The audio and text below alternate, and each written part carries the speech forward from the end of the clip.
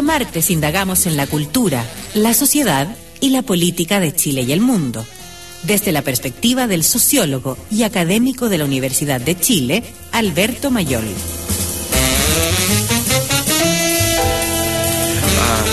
Muy bien, bueno, con Alberto Mayol estamos haciendo este ciclo. El rey de la finta, ¿no? El rey de la Está finta. estupefacto usted. No, jamás. Alberto. Jamás. Sí. ¿Cómo se llama? Perplejos sí, inmóviles nunca, ¿no? Lo que pasa es que, Sí.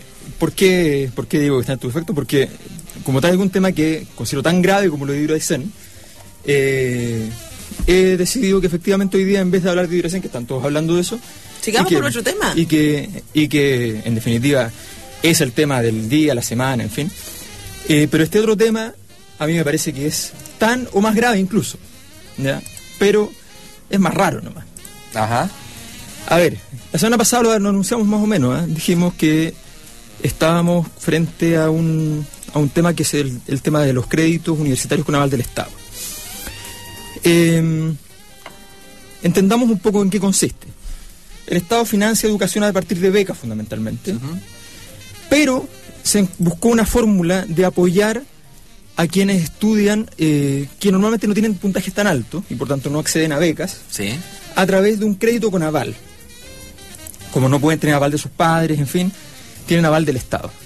Para eso se generó una comisión, y esa comisión recibe postulaciones, ¿ya? Y define un paquete de gente que gana el crédito, ¿ya?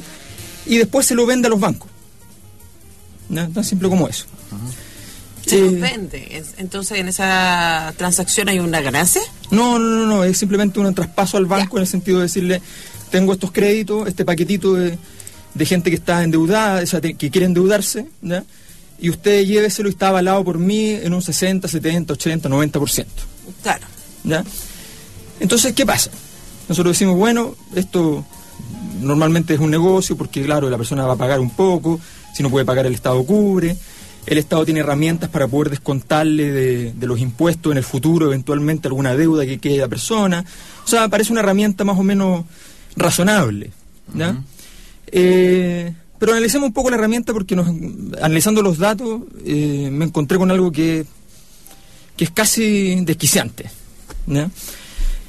Veamos. A ese nivel. Sí, porque para dar el titular muy simple, al Estado le habría salido más barato regalarle la carrera en algunos de los años que han ocurrido, de los últimos años, habría sido más barato regalarle la carrera, darle beca a todos esos estudiantes que postularon, en vez de ocupar los procedimientos que se han ocupado, que le ha salido más caro y muchos de esos estudiantes siguen endeudados. O sea, se ha pagado doble. Se ha pagado más, ¿ya? El problema es que además es mucha plata. O sea, estamos hablando de cantidades de plata equivalentes a las que se hablaron con el tema del Transantiago.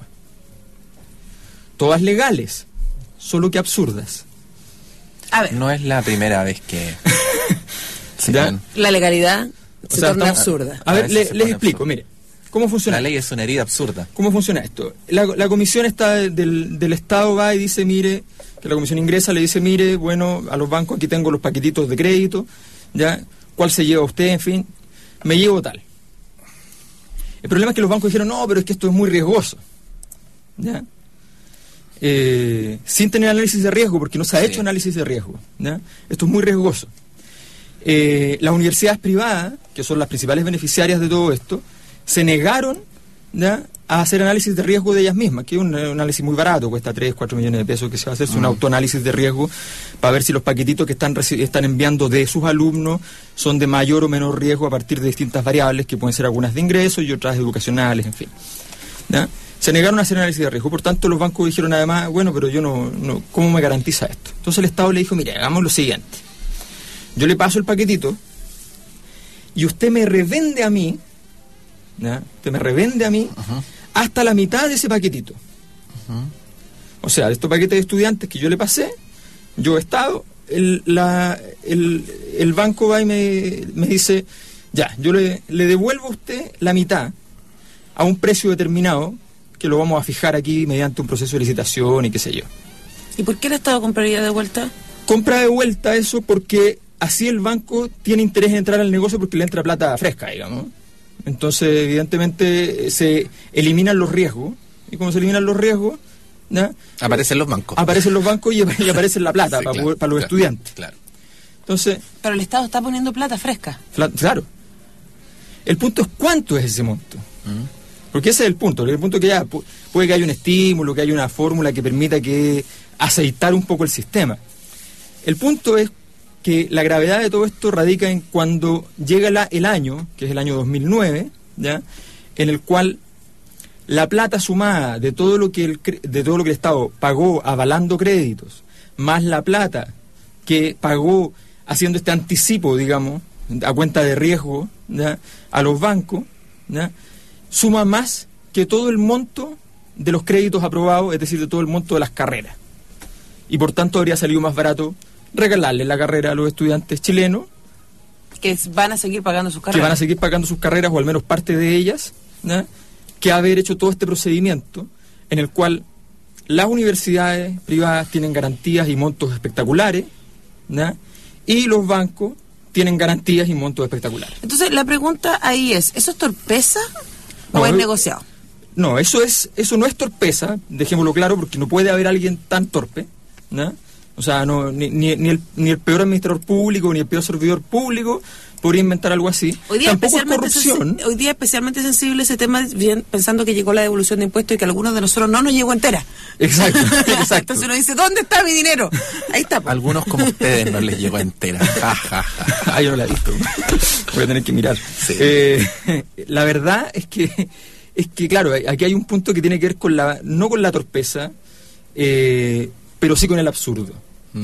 Y cuando se repiten los absurdos... Pero es que es raro. No, es que no es raro, porque en el fondo lo que estamos viendo aquí es un subsidio a determinados entes.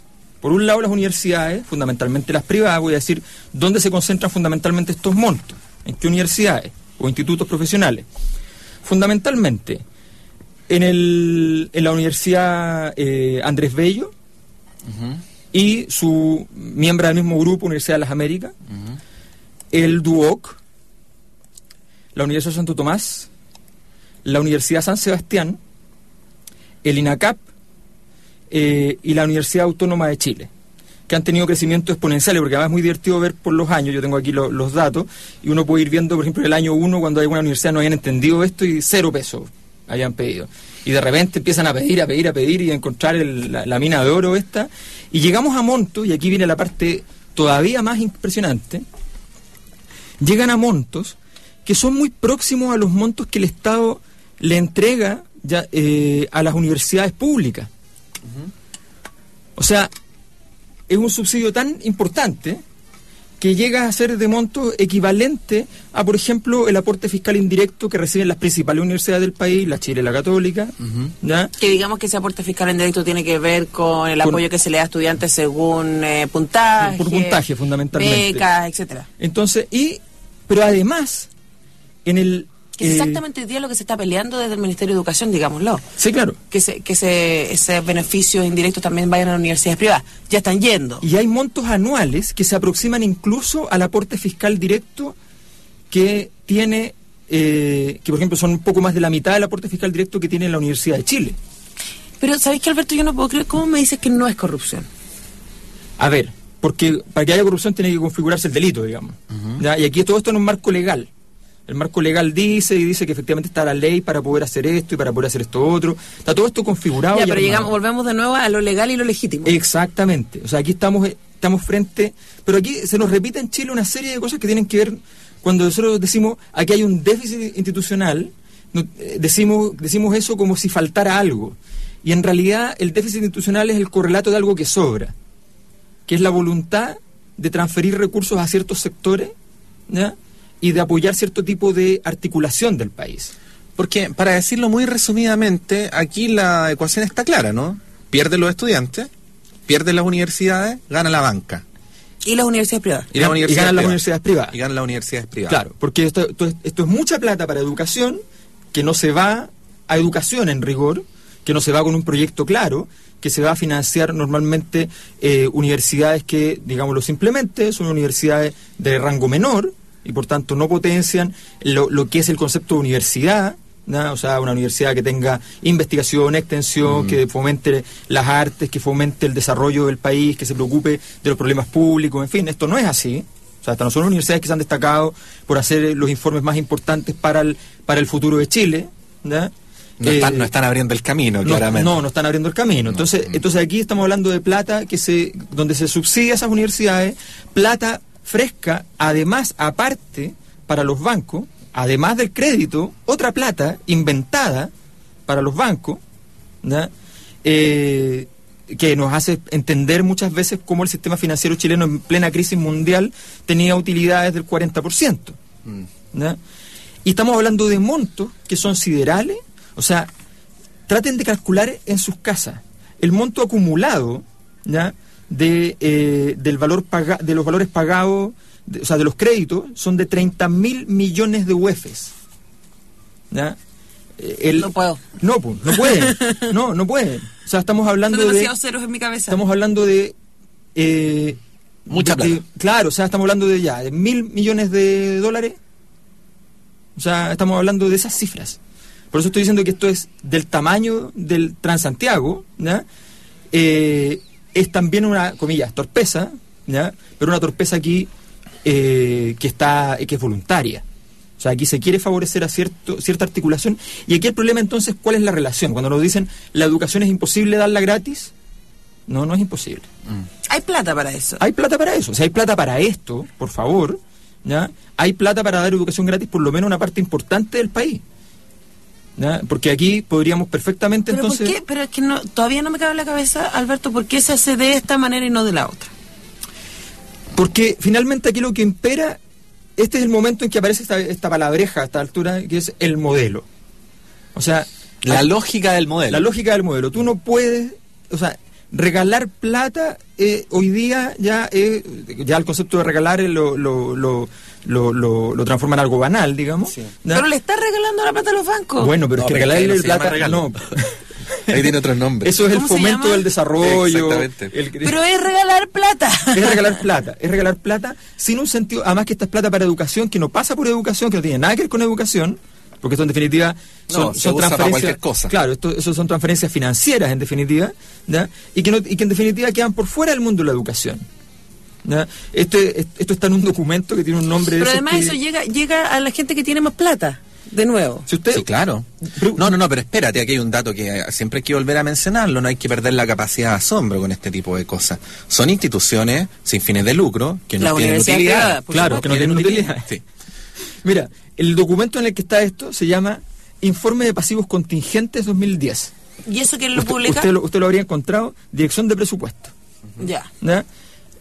O sea, esto es prácticamente imposible de hallar. O sea, estos son esos elementos que uno dice aquí ¿Cómo se llama el documento? Vamos a repetirlo. Hubieran llegado. Informe de pasivos contingentes. O sea, es como que alguien en la mañana se hubiera levantado, hubiera mirado al techo y hubiera dicho, hoy tengo ganas de leer el informe de pasivos contingentes 2010 y me voy a meter a la Dirección de Presupuesto. Y mira de lo que habla el informe de pasivos contingentes. Entonces, claro, como esta es una excentricidad absoluta la que está haciendo Alberto Mayol de presentar un tema que es muy relevante, vamos a volver a repetirlo. Busquen en Dirección de Presupuesto, informe de pasivos contingentes, diciembre 2010. Porque Alberto, no lo voy a explicar. Alberto anda por lugares muy extraños. Y el año 2009, quiero mostrar el ejemplo del año 2009. El año 2009 se licitaron créditos por 4.169 millones, por 4 millones de UFs.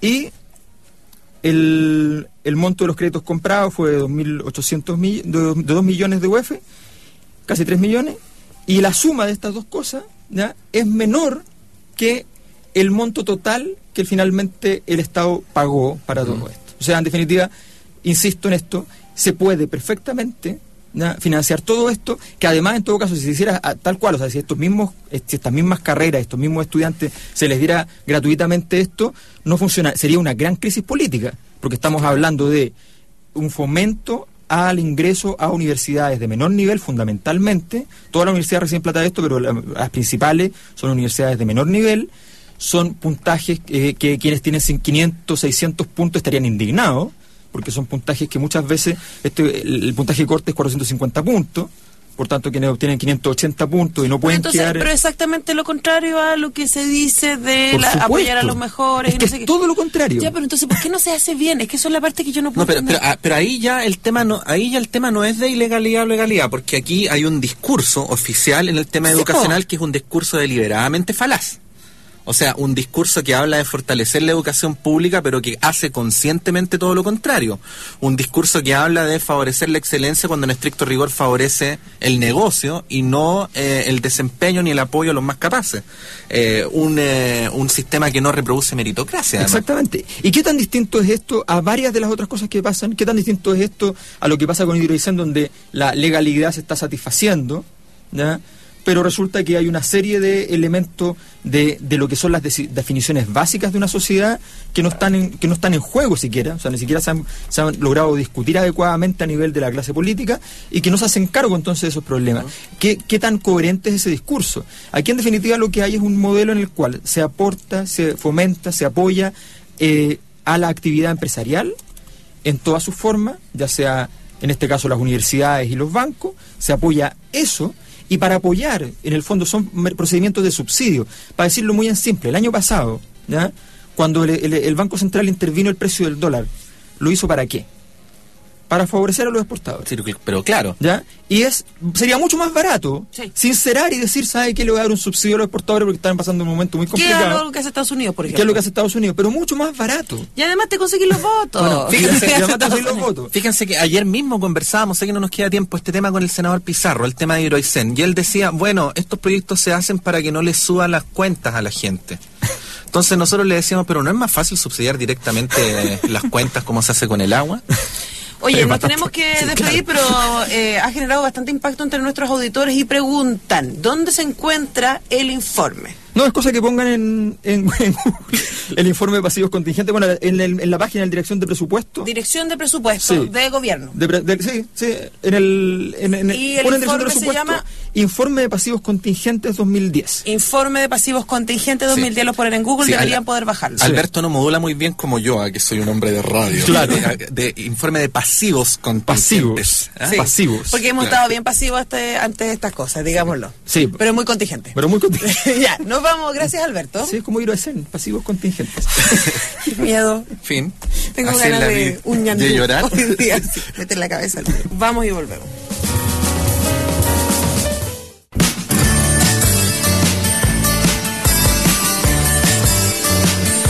Estamos de vuelta, escuchábamos a Sandro con uno de sus demoledores temas, Porque yo te amo, ¿no?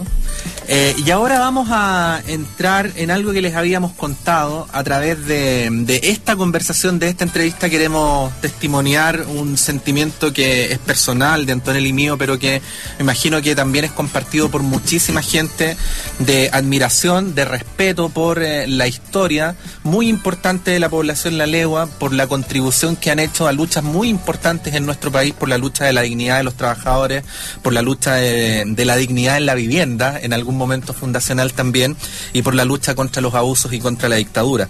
Esa tradición que está llena de tejido social continúa hasta el día de hoy, y prueba de ello es el trabajo de el Centro Cultural El Arca, que ha desarrollado una iniciativa de desarrollo que tiene múltiples manifestaciones, pero que tiene como uno de sus ejes también la publicación de libros en los cuales se